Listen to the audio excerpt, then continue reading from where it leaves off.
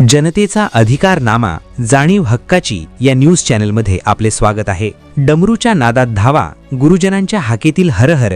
महाशिवरात्रीत रंगली इचलकरंजी शिक्षण मंचची क्रिकेट यात्रा। महाशिवरात्रीच्या मंगलछायेत इचलकरंजीच्या आमराई रोडवरील टर्फ मैदानावर एक अनोखा सोहळा उतरला। जणू ज्ञानगंगेच्या तीरावरचा कैलासच मैदानात उतरला होता।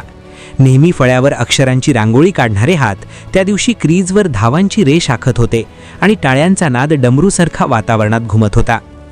इचलकरंजी शिक्षण मंच आयोजित टर्फ क्रिकेट स्पर्धा 2026 मध्ये शहर व परिसरातील मुख्याध्यापक, शिक्षक व शिक्षकेतर कर्मचाऱ्यांचे 14 संघ सहभागी झाले।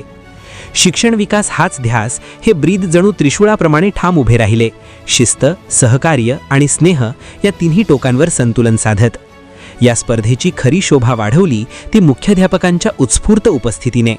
माननीय मुख्याध्यापक श्री नंदकुमार इनामदार, सरस्वती स्कूलचे माननीय मुख्याध्यापक PD. Shinde, the new English स्कूलचे बाळासो कोळी, गोविंदराव हायस्कूलचे मुख्याध्यापक श्री सयाजी पाटील, छत्रपती शाहू हायस्कूलचे मुख्याध्यापक श्री शंकर पोवार, हिराराम गर्ल्स हायस्कूलचे सुरेंद्र सपकाळ, भारती स्कूलचे अशोक निंबाळकर, व्यंकटराव स्कूलच्या मुख्याध्यापिका सौ अश्विनी कांबळे, तात्यासाहेब मुसळे हायस्कूलच्या माननीय वंदना कांबळे मॅडम आणि मयूर हायस्कूलच्या माननीय पाटील मॅडम, मुख्याध्यापक श्री मदन निकम, मुख्याध्यापक श्री पोपट पाटील इत्यादी काही मुख्याध्यापक सकाळपासून रात्रीपर्यंत मैदानावर उपस्थित राहून खेळाडूंना प्रोत्साहन देत होते।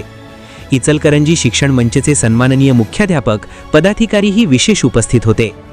शाळेत शिक्षकांचे पाठ निरीक्षण करणारे हेच मुख्याध्यापक त्या दिवशी मैदानावर शिक्षकांच्या खेळाचे मूल्यमापन करत होते। मात्र तेथे लॉगबुक नव्हते, कौतुक होते, टीका नव्हती, मार्गदर्शन होते आणि औपचारिकता नव्हती, आत्मीयता होती। माझ्याच शाळेचा संघ जिंकला पाहिजे ही इच्छा होती। प्रत्येक चौकारावर छान, प्रत्येक धावेवर शाब्बास अशी नोंद होत होती।